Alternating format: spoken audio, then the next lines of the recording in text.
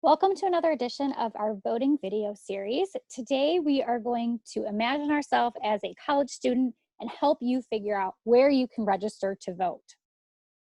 So as a college student, you have the choice of where you want to register to vote, whether that's using the address of your parent or guardian or wherever you might live during your winter or summer break, your dorm address, or an off-campus apartment address that you might be living in. These are some of the questions that you're going to want to consider. Where will you be on election day? Election day is always for the general election in November. So where will you be during that day? Do you want to vote by absentee ballot?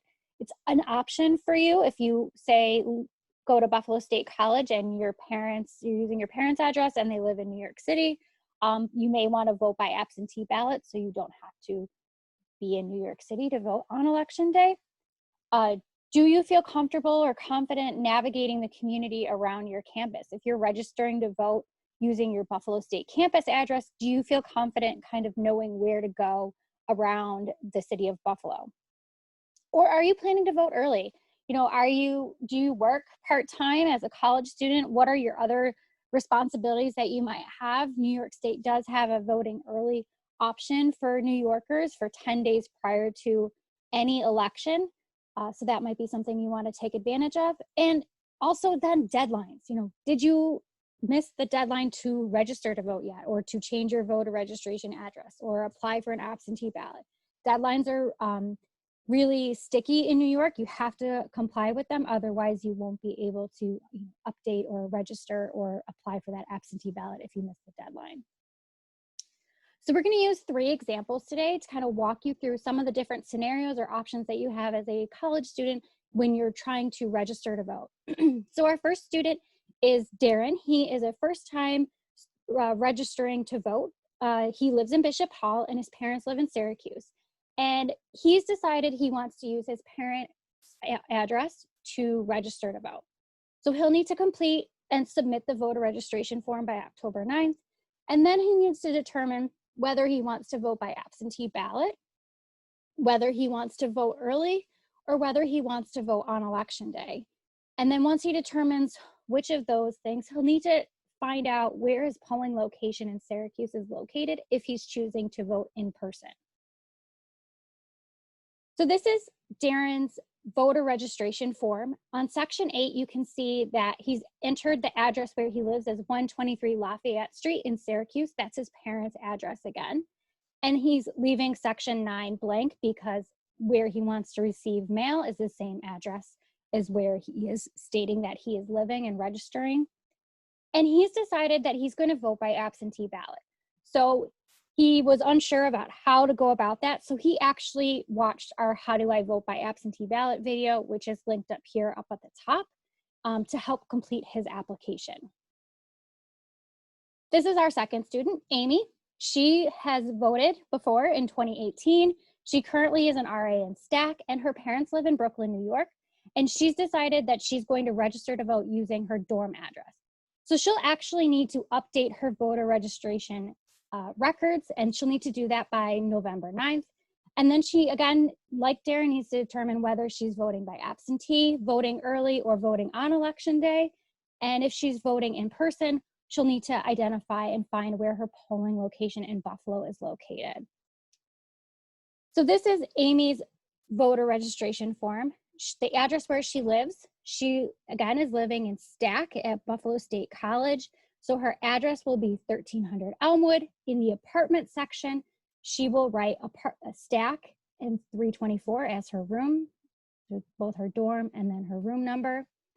The zip code and the city and the county reflect all of the information that is in Buffalo State College's address. And then she's decided that she still, though, wants to receive her mail related to voter registration information at her parents' address. So she put her parents' address there, 54 Orange Street in Brooklyn.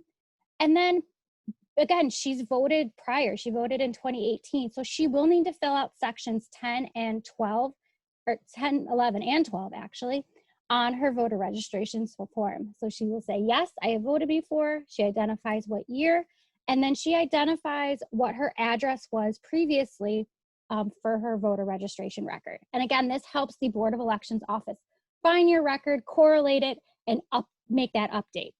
And since she's decided to vote on election day, which is November 3rd in 2020, she's decided she's going to set a calendar reminder, and she's used the voter lookup tool on the Civic and Community Engagement Office's website to find her polling location that's nearby campus. And then our third student is Cheyenne. She's a first-time voter. She lives in Cheektowaga, and she also works part-time, usually between 20 and 30 hours each week. And she's going to be using her off-campus apartment address. So she'll need to complete the voter registration form by October 9th, and again, determine if she wants to vote by absentee ballot, vote early, vote on election day, and then find out where her polling location in Cheektowaga is located if she's voting in person. So this is her voter registration form. She has the address where she lives, 118 Birkdale Avenue. She has apartment number 2 listed on there since she lives in an apartment.